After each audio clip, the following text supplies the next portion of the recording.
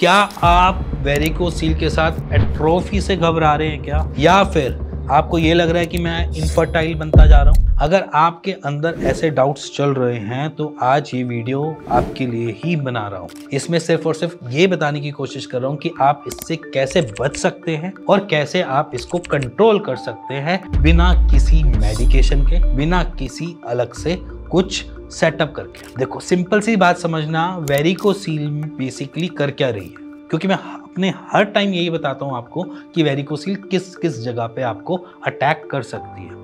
आपने उस अटैक वाली जगहों को क्या करना है, रोकने की कोशिश करनी है। समझ लो कि आप बहुत डिफेंसिव प्ले कर रहे हो और डिफेंसिव प्ले करते करते आपने किस तरीके से उसको डिफेंस प्ले करना है, वो तरीके मैं आज आपको बता रहा हूं। सबसे पहली बात समझो कि आपके टेस्टिस हैंग करते हैं वेरिकोसील में, ठीक है। और दूसरा, आपको वहां पर डर है कि एट्रोफी हो जाएगी। और तीसरा, आपको लग रहा है कि इनफर्टाइल हो रहा है। चौथा, आप पेन से कभी कभी फाइट कर रहे हो। फिफ्थ, आपको कभी कभी ऐसा लगता है कि वहां पर टेस्टिस एक छोटा एक बड़ा हो रहा है। सिंपल है, कॉमन है ये कि वेरिकोसील का पेशेंट अगर हमसे बात करते हैं तो वो ये वाली चीजें बताता है। तो सिंपली आज मैं आपको थोड़ा सा क्लियर कर देता हूं कि वेरिकोसील जो है वो बेसिकली आपको टेस्टिस के टूवर्ड्स ब्लड जाने के बाद की प्रॉब्लम है। समझना, टेस्टिस में जो ब्लड का फ्लो है वो आर्टरीज भेजती हैं, वेन्स नहीं भेजती। पहली बात, वेन्स जो हैं वो बेसिकली आपका कैरियर की तरह काम करती है, जिसको हम ब्लड को टूवर्ड्स हार्ट भेज सके, ठीक है। अब समझना कैसे काम चल रहा है। एक तरफ से ब्लड का फ्लो आ रहा है, आपके बीच में टेस्टिस हैं, जो टेस्टिस उससे कंज्यूम करेंगे न्यूट्रिशन और वो आपको देंगे, कुछ ना कुछ बना कर देंगे, जैसे कि स्पर्म बना कर देंगे, ठीक है। अब वहां से जाने वाला जो ब्लड है वो कैरी करके वेन्स लेके जा रही है। आपको वेरिकोसील वेन्स में है, आर्टरीज में नहीं है, ठीक है। अब आर्टरीज जो हैं वो अपने ब्लड के फ्लो को प्रॉपर भेज पा रही है और वो ऑक्सीडाइज ब्लड भेज रही है, जिसमें न्यूट्रिशन है, जिसमें आपका ऑक्सीजन है, सब कुछ उसी में भेज रही है। अब वेन्स क्या है, वो डीऑक्सीडाइज ब्लड लेके जा रही है। अब डीऑक्सीडाइज मतलब कि टेस्टिस ने उससे ऑक्सीजन और सारी चीजें कंज्यूम कर ली। अब वो खून जो है उस बिना न्यूट्रिशन के और बिना किसी ऑक्सीजन के वो कैरी करके लेकर जा रही है, ठीक है। अब यहाँ पर क्या होता है कि वेरिकोसील में आपके टेस्टिस की टूवर्ड्स ना जाते हुए, उससे फार जाते हुए आपका ब्लड का फ्लो टूवर्ड्स घूम जाता है आपके टेस्टिस की तरफ। समझ में आ गया? नहीं आया तो फिर से समझाता हूँ। आपका ब्लड का फ्लो टूवर्ड्स वेन्स जा रहा था, बट बीच में कोई ना कोई ऑब्स्ट्रक्शन होने की वजह से वो दोबारा से घूम के आपके टेस्टिस की तरफ आना चालू हो गया, ठीक है। अब टेस्टिस को क्या हुआ, टेस्टिस को हुआ प्रॉब्लम, उसको समझ ही नहीं आ रहा कि खून कहाँ से लूँ मैं, भाई न्यूट्रिशन कहाँ से लूँ मैं। तो अब क्या हुआ कि उसने को वहां पर केओस मच गया टेस्टिस के पास, जिसकी वजह से उसको प्रॉब्लम हो रही है। अब क्या हो रहा है कि फ्रेश ब्लड जो आना चाहिए था, फ्रेश ब्लड तो अपना भेज रहा था, बट अब क्या हुआ कि टूवर्ड्स टेस्टिस में वो पुराना खून वापस आकर ना चालू हो गया। अब उस जगह पे वो डीऑक्सीडाइज ब्लड जो है वो अपनी स्ट्रॉन्ग पोजीशन ले लेता है। मान लो कि आप एक बेंच है, वहां पर 3 बच्चे बैठे हैं, ठीक है, बट वहां पर सिटिंग जो है वो 2 बच्चों की है। समझ में आ रही है? अब क्या हुआ, आपके उसमें एक बहुत ब्रिलियंट बच्चा है और एक आपका बहुत शैतान बच्चा है, ठीक है, एक ही डेस्क पे। अब क्या हुआ कि शैतान वाला डेस्क क्या करता है, बच्चा क्या करता है, अपने किसी यार दोस्त को बुला लेता है, शैतान है वो भी, ठीक है। अब वो कहता है कि तू मेरे साथ आके बैठ जा। अब क्या हुआ कि वो दोनों आकर साथ बैठ गए एक ही डेस्क पे, जहाँ पर 2 बच्चे बैठ सकते थे, वहाँ पर जो ब्रिलियंट बच्चा था, जो सीधा सा बच्चा, बढ़िया सा बच्चा था, अब उसको जगह नहीं मिलती, तो वो क्या करेगा, वो वहाँ पर क्या करेगा, कुछ नहीं करेगा।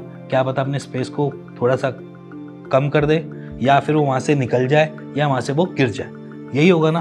सेम यही चीज़ समझो कि आपके टेस्टिस के साथ हो रही है कि वहाँ पर जो खराब खून था वो वापस अपने दोस्त यार को बुलाकर आपके टूवर्ड टेस्टिस पे भेजना चालू कर देता है, जहाँ पर स्पेस उसको कम मिलता है, जिसकी वजह से ब्रिलियंट बच्चा अपना ढंग से काम नहीं कर पा रहा, ढंग से पढ़ नहीं पा रहा, और सेम शैतान बच्चे वहाँ पर घूमते रहते हैं। तो ये वाली दिक्कत आपको आपके टेस्टिस में देखने को मिल जाती है। अब जब ये दिक्कत देखने को मिलती है तो यहाँ पर बेसिकली आपके रिफ्लक्सेस हो रहे हैं, जिसकी वजह से बार बार वो बच्चा घूम घूम के आपके उसी जगह पे आ रहा है, उसी डेस्क पे आ रहा है। अब मैं अगर यहाँ पर ठीक करना है तो किस चीज़ को ठीक करूँगा, कि क्या पता मैं उस बच्चे को, शैतान बच्चे को सिखा दूँ कि भैया तूने को अपने दोस्त को नहीं बुलाना, पहला।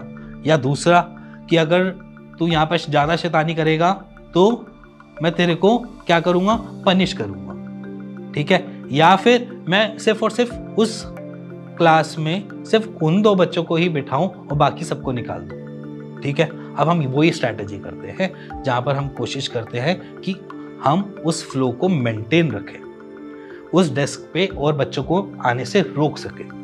तो अभी क्या करेंगे, हम एक्सरसाइज परफॉर्म करेंगे। हैंगिंग इशू था ना आपको, हैंगिंग इशू भी इसी से सॉर्टेड हो जाएगा आपका, एक्सरसाइज से।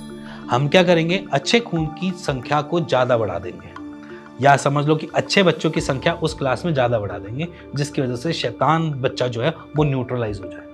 अब क्या किया हमने कि यहाँ पर एक्सरसाइज करके हमने शैतान बच्चा जो था उसको न्यूट्रलाइज कर दिया। वहाँ पर हम अच्छे से अच्छा खून वहाँ पर भेजे जा रहे हैं टूवर्ड्स टेस्टिस, जिसकी वजह से वो अपने न्यूट्रिशन भी गैदर कर पाए, अपनी लर्निंग भी कर पाए और आपको रिवर्ट बैक भी कर पाए, और शैतान बच्चे की जो पॉपुलेशन है उसको कम कर पाए इन टेस्टिस, ठीक है। तो हमने क्या किया, यहाँ पर हमने इस टेस्टिस को हमने हैंगिंग होने से या लटकने की वजह से रोकने के लिए हमने एक्सरसाइज परफॉर्म करी। हमने अच्छे से अच्छा खून टूवर्ड्स हमने टेस्टिकल्स को भेजना चालू किया, जिसकी वजह से हमारा टेस्टिस की फंक्शनिंग भी बराबर हो गई और साइड बाय साइड वहाँ की कैपेबिलिटीज भी बढ़ गई, जिससे हम इनफर्टाइल होने से भी रुक सकते हैं। तो एक्सरसाइज आपकी स्क्रीन पे मैं दिखा रहा हूँ, कुछ एक्सरसाइज है, रिलैक्सिंग एक्सरसाइज हैं, आपको करने में भी मजा आएगा और साइड बाय साइड आप इसको कहीं पे भी परफॉर्म कर सकते हो, कहीं पर भी बैठ के। तो ये देखो आपकी स्क्रीन पे, जिसमें बटरफ्लाई है, कीगल एक्सरसाइजेज है और साइड बाय साइड आपकी लेग रेस वाली एक्सरसाइज है, खुद देख लो। अब ये एक्सरसाइज आपके टूवर्ड्स टेस्टिस अच्छे खून का फ्लो मेंटेन रखेगी, बढ़िया से रखेगी। अब यही एक्सरसाइज आपको इनफर्टाइल होने से भी रोकेगी और यही एक्सरसाइज आपके बेसिकली एट्रोफी होने से भी रोकेगी। अब एट्रोफी क्यों होती है उसके पीछे मैं आपको थोड़ा सा बता देता हूँ। एट्रोफी होने का रीजन जो है वो बेसिकली है कि टूवर्ड्स टेस्टिस हमारा जो डीऑक्सीडाइज्ड ब्लड है वो ज़्यादा बन रहा है, जिसकी वजह से टेस्टिस अपनी क्षमता से न्यूट्रिशन नहीं ले पा रहे, उसकी रीजन की वजह से। मतलब मान लो सपोज करो जो बुरे बच्चे हैं अगर वो बढ़ जाएंगे क्लास में तो ब्रिलियंट बच्चे दब जाएंगे, है ना। सेम वही चीज हो रही है आपके वेरिकोसील में, कि अगर आपके टेस्टिस में क्लास में अगर मैं ब्रिलियंट बच्चे ज़्यादा भरूंगा तो वो अपनी क्षमता से अच्छा काम करेगी, अगर मैं वहाँ पर शैतान बच्चे ज़्यादा भरूंगा तो वो अपने परफॉर्मेंस में वीक पड़ेंगे, सब के सब ब्रिलियंट भी वीक पड़ेंगे। तो सेम यही स्ट्रेटेजी होगी आपकी टेस्टिस के टूवर्ड्स जब एट्रोफी होने के चांसेस बढ़ जाते हैं। जब सारे के सारे शैतान बच्चे हो जाएंगे तो क्लास क्या होगी, हो ही नहीं पाएगी ना। वैसे ही सेम समझ लो कि अगर सारे के सारे शैतान हो गए तो टेस्टिस या क्लास वो ढंग से परफॉर्म नहीं कर पाएगी, जिसकी वजह से वो सिकुड़ने लग जाएगी या उसमें से फेल बच्चे होने लग जाएंगे ज़्यादा से ज़्यादा। जब एग्ज़ाम आएंगे तो फेल होंगे ज़्यादा बच्चे, तो क्लास की स्ट्रेंथ क्या होगी, कम होगी। सेम वही चीज़ हो जाती है आपके टेस्टिस के पास। धीरे धीरे धीरे धीरे करते करते उसको अपने आपको सिकुड़ना पड़ता है, जिसकी वजह से वो न्यूट्रिशन की वजह से, लैक ऑफ न्यूट्रिशन होने की वजह से वो अपनी परफॉर्मेंस नहीं दे पा रहा होता। अब जो परफॉर्मेंस नहीं दे पा रहा होता, लैक ऑफ न्यूट्रिशन अलग मिल रहा होता है, तो वो अपने आप को सिकुड़ना चालू कर देता है, क्योंकि हमारी बॉडी यही कहती है जब काम ज़्यादा नहीं है तो ज़्यादा मेहनत करने की ज़रूरत ही नहीं है। तो वहाँ पर क्या करते हैं, ज़्यादा मेहनत होती ही नहीं है, जिसकी वजह से वो सिकुड़ने चालू हो जाते हैं। तो यहाँ पर एट्रोफी भी इन्हीं एक्सरसाइज की वजह से रोक सकते हैं। अब यहाँ पर बात करते हैं कि हैंगिंग, एट्रोफी और दूसरा फर्टिलिटी, तीनों आपकी एक्सरसाइज से नॉर्मलाइज हो जाती है। जो मैंने आपको ये एक्सरसाइज बताई हैं, इसको आपने दिन में 3 से 4 बारी कर लो, और कम से कम 2 बारी तो करो, सुबह रात को सोने से पहले 2 बारी तो करो ही, जिसकी वजह से आपके टेस्टिस के टूवर्ड्स ब्लड की फ्लो मेंटेन रहे, जिसकी वजह से कोई प्रॉब्लम अराइज ही ना हो। अब बात करते हैं कि आप इसके साथ साथ, देखो ये तो होगी एक्सरसाइज जो आपकी एट्रोफी सबको रोक सकती है, आपके टेस्टिस की हेल्थ अच्छी बना सकती है, सब कुछ कर सकती है। अब करेंगे इसमें कि आपने क्या नहीं करना, क्योंकि क्या होता है कि वेरिकोसील होता है, पेशेंट को लगता है कि मैं सपोर्टर क्यों डालूं, आप सपोर्टर डलवा देते हो, सपोर्टर मेरे को दिक्कत देता है। अब सपोर्टर जो है वो बेसिकली आपको सपोर्ट देने के लिए है टेस्टिस को, जिसकी वजह से उसमें और ज़्यादा दिक्कतें ना बढ़े। अगर आप सपोर्टर नहीं पहनोगे तो वो ग्रेड को बढ़ाएगा। आज की डेट में 1st ग्रेड है, कल वो 2nd ग्रेड में जाएगा, परसों वो 3rd ग्रेड में जाएगा, क्योंकि ग्रेडिंग आपकी हैंगिंग की वजह से बढ़ती है। इसीलिए सपोर्टर डालना जरूरी है, जिसकी वजह से आपको हैंगिंग ना ही हो, कभी होनी ही नहीं चाहिए हैंगिंग, तो उससे प्रिवेंट करके रखता है। इससे सपोर्टर पहनना जरूरी है। अगर आपको सपोर्टर नहीं समझ में आता तो लंगोट पहन लो। लंगोट पहनना में भी दिक्कत आ रही है तो एक साइज छोटा अंडीज का डालना स्टार्ट कर दो, जिसकी वजह से लटकन ना बढ़े। और वेरिकोसिल के पेशेंट मैं आज भी बोलता हूँ कि W शेप वाले अंडरवियर छोड़ दो, क्योंकि उसमें उनको और दिक्कतें बढ़ जाती हैं। तो इसीलिए एक साइज छोटा V शेप साइज का अंडरवियर पहनना स्टार्ट कर सकते हैं, सपोर्टर पहनना स्टार्ट कर सकते हैं। सपोर्टर तो समझ लो कि जरूरी है। अगर सपोर्टर बिल्कुल आपको ऐसा लग रहा है कि समझ ही नहीं आ रहा या कोई दिक्कत दे रहा है, तो एक साइज छोटा या लंगोट पहन सकते हो। लंगोट भी पहन सकते हो, ऐसा नहीं कि लंगोट नहीं पहन सकते। लंगोट और हमारा जो सपोर्टर है, दोनों का काम एक ही है, तो लंगोट और सपोर्टर आप डाल सकते हो। अब बात करते हैं इसको और किस तरीके से रोक सकते हैं।